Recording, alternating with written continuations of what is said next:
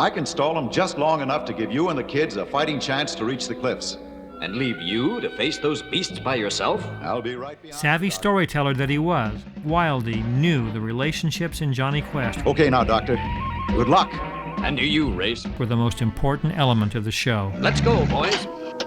You, come with us. Dad, don't go! It's all right, son. Don't worry. But Dad,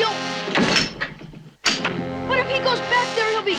Oh, why didn't he tell him it's set to explode, Race? You know the answer to that, Johnny. He won't tell them, not even to save his own life. And Race, where is he, by the way? He's outside, trying to wash off those berry stains. And he believed that when the show did work, it worked because of these relationships. Oh? Why is that? Because the dye from those purple berries will not wash off. It must wear off. And how long does that take? At least 3 weeks.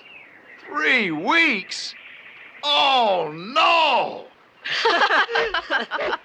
And that'll be enough of that. Yes, O God of the water. Oh, yes, Akizio. We hear you and obey. Jonny was voiced by 16-year-old Tim Matheson. Hi, Mom. What are you doing up so early on a Sunday? Doug couldn't believe what a fantastic actor this kid was. Anything you want. Mom, you and Dad aren't going to start competing for us, are you? Well, I mean, I've been telling you about that extra thick bacon for years. In fact, he couldn't believe he was 16 either. He looked too young to drive himself to work, but Doug said he did so every recording day. With close to 150 films and TV shows to his credit, Tim is best known today for his role in John Landis' hit film Animal House, and more recently on TV's The West Wing. Today, he is also a busy television director for many series, including the CBS show Cold Case.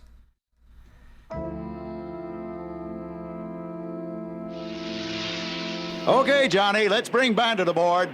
Coming up, one plump pup. Joe Barbera and Doug Wildey talked about a much more exotic pet for young Jonny Quest than a small bulldog named Bandit. Doug wanted a white cheetah and/or a monkey to make up the animal contingent of Quest File 037. He liked the monkey idea especially because of the story possibilities, namely what a monkey could do that a dog could not.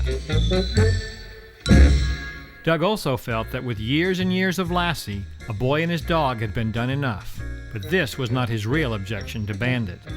Wildey never liked that Quest or other dramatic animation shows were referred to as cartoons, and he never called Jonny Quest that. When he thought of cartoons, he said he thought of Bugs Bunny. You're despicable. And not in a negative way. He said these were cartoons loved the world over, and that he truly respected and appreciated them. These were pure cartoons, he said in one interview, and he believed that the cartoon world had no place in the non-cartoon universe he was being asked to create for Jonny Quest. There's Bandit! Come on, Bandit! Jump! Which is why in the case of Bandit, Doug's biggest objection was that he was obviously a cartoon dog in an otherwise realistic and dramatic world. In fact, Doug says his reaction was rather volatile about having to make Jonny's pet not just a dog, but a dog who was more Huckleberry Hound than Jonny Quest. In one interview, Wildey said that Bandit might have actually been the suggestion of a toy company in order to get a saleable stuffed animal.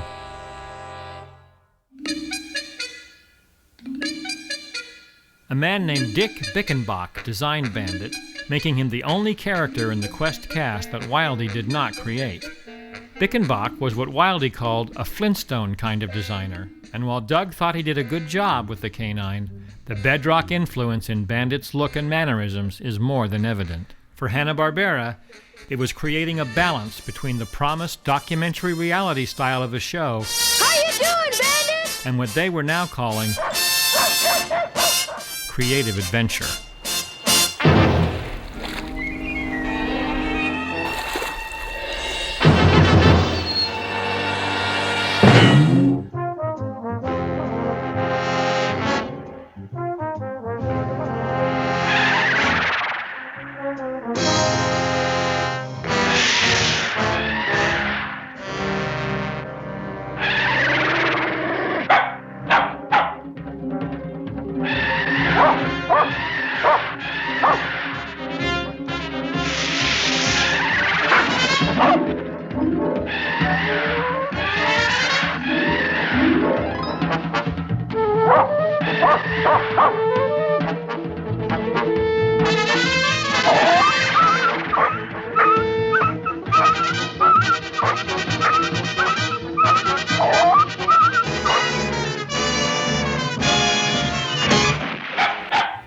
Doug tried to keep Bandit working as at least comedy relief, so he would feel like less of a prop.